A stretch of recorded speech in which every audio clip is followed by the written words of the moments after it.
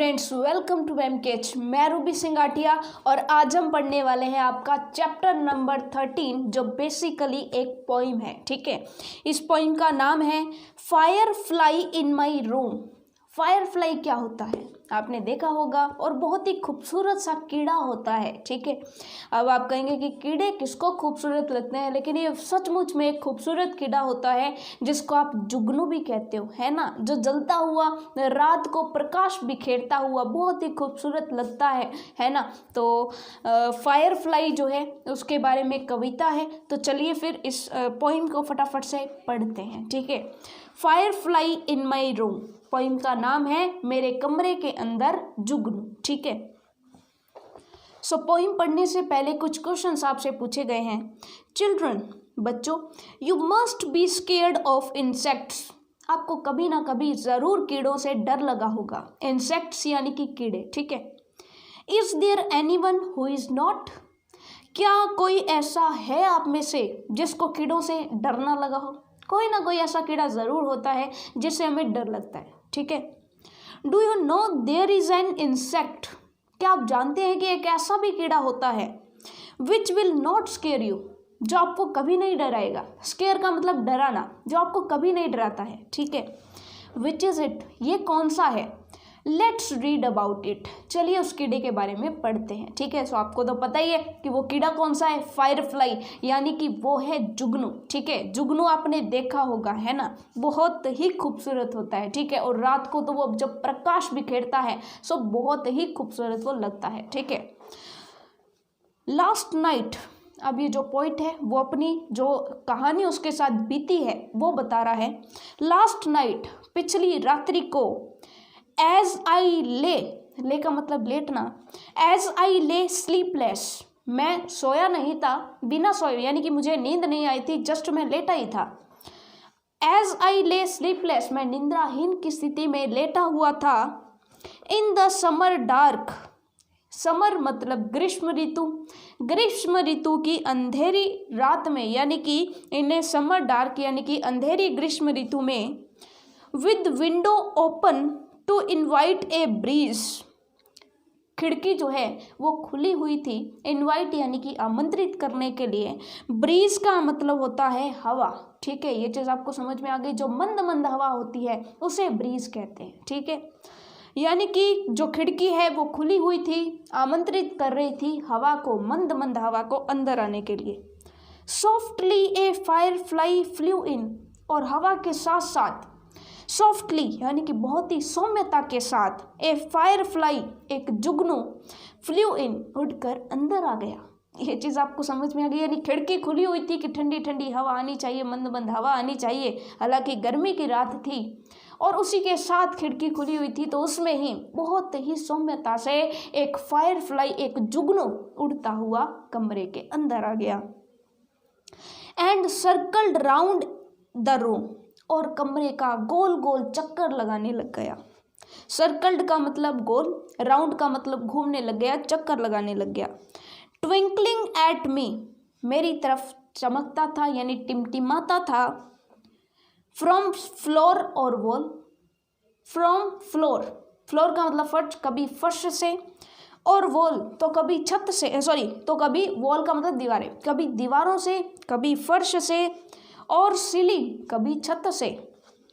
Never long in one place, ज़्यादा time तक एक जगह पर नहीं रुकता था, यानी कि वो घूम रहा था, कभी फर्श से टिमटिमाता हुआ दिखाई दे रहा था, कभी दीवारों पर टिमटिमाता हुआ दिखाई दे रहा था, कभी सीलिंग यानी छत पर टिमटिमाता हुआ दिखाई दे रहा था, इधर उधर घूम रहा था। But lighting up little spaces, और छोटे छोटे स्थानों पर अपनी रोशनी बिखेर रहा था, यानी छोटे छोटे स्थानों को रोशन कर रहा था। ठीक है, क्योंकि उसकी लाइट थोड़ी सी होती है, जहाँ पर वो जाता है केवल वहीं वहीं पर जो रोशनी है उसकी दिखाई देती है। बल्ब के जैसे नहीं कि वो अगर आया तो पूरे बल्ब को जला देते हैं तो पूरे कमरे में रोशनी हो जाती है, ऐसे नहीं। जुगनू जहाँ जहाँ जाता है उसके आसपास छोटे छोटे हिस्से में, उसके आसपास के क्षेत्र में बहुत कम हिस्से में रोशनी रहती है। तो वो छत पर जाता तो छत पर थोड़ी सी रोशनी दिखाई देती, दीवार पर बैठता तो दीवार पर थोड़ी सी रोशनी दिखाई देती, और जब फर्श पर बैठता तो फर्श पर थोड़ी सी रोशनी दिखाई देती। ए फ्रेंडली प्रेजेंस, यानी कि उसने एक मित्रवत उपस्थिति बना ली थी, यानी कि वो एक सुहावना सा उसने माहौल बना दिया था। जब पोइट लेटा हुआ था तो उसके पास एक सुहावना सा मौसम बना दिया था, यानी वह उसका मित्र जैसा प्रतीत हो रहा था। फ्रेंडली जो है उसको फ्रेंडली प्रेजेंस फील करवा रहा था। डिस्पेलिंग का मतलब दूर कर रहा था, ठीक है। किसको दूर कर रहा था? द सेटल्ड ग्लूम का मतलब निराशा, सेटल्ड मतलब स्थायी। उस कमरे में जो स्थायी निराशा थी, जो निराशा भरी पड़ी थी, उसको दूर कर रहा था। ऑफ एन अनहैप्पी डे, और दिन की जो पूरी की पूरी उदासी थी उसको दूर कर रहा था। यानी कि जब पोइट उदास होकर के लेटा हुआ था, जब वो निराशा से भरा हुआ था, तो उसके पास एक जुगनू आया और जुगनू ने उसका पूरा का पूरा माहौल ही बदल दिया। ये चीज़ आपको समझ में आ गई। And after it had gone, और इसके बाद वो वापिस से खिड़की से बाहर चला गया। यानी कि वो आया, टिमटिमाया, इधर उधर पूरे कमरे में घूमा, थोड़ा थोड़ा प्रकाश सब जगह पर उसने बिखेरा, और उसके बाद जब पोइट ने उसको देखा तो पोइट की सारी उदासी जो है वो दूर हो गई। उसको वो जुगनू मित्र की तरह प्रतीत होने लग गया। And after it had gone, आपने भी अगर कभी जुगनू देखा होगा तो आपको दिल क्या होगा कि उसे आप अपने हाथ में ले ले, उसको अपना दोस्त बना ले, ठीक है। And after it had gone, और फिर वह चला गया। I left the Windows open, मैंने भी खिड़की खुली रखी। जस्ट इन केस, कि शायद इट शुड रिटर्न, कि शायद वह वापस लौट आए, इस आस में मैंने भी खिड़की को बंद नहीं किया, मैंने भी खिड़की खुली रखी। ये चीज़ आपको समझ में आ गई। तो बहुत ही प्यारी सी पोइम थी, बहुत ही अच्छी सी पोइम थी, और ख़ास करके एक प्यारे से कीड़े के बारे में जिसका नाम है फायरफ्लाई या जुगनू, है ना। बहुत ही मज़ा आया होगा आपको भी पोइम पढ़ के, और डेफिनेटली ये पोइम जो आपको पसंद भी आई होगी, ठीक है। सो छोटी सी पोइम थी, ख़त्म हो गई है। अब हम चलते हैं ग्लोसरी की तरफ, ठीक है। ग्लोसरी में हमें कुछ वर्ड्स दिए गए होते हैं और उनका मीनिंग बताया गया होता है। सो सबसे पहले है फायरफ्लाई। फायरफ्लाई क्या होता है?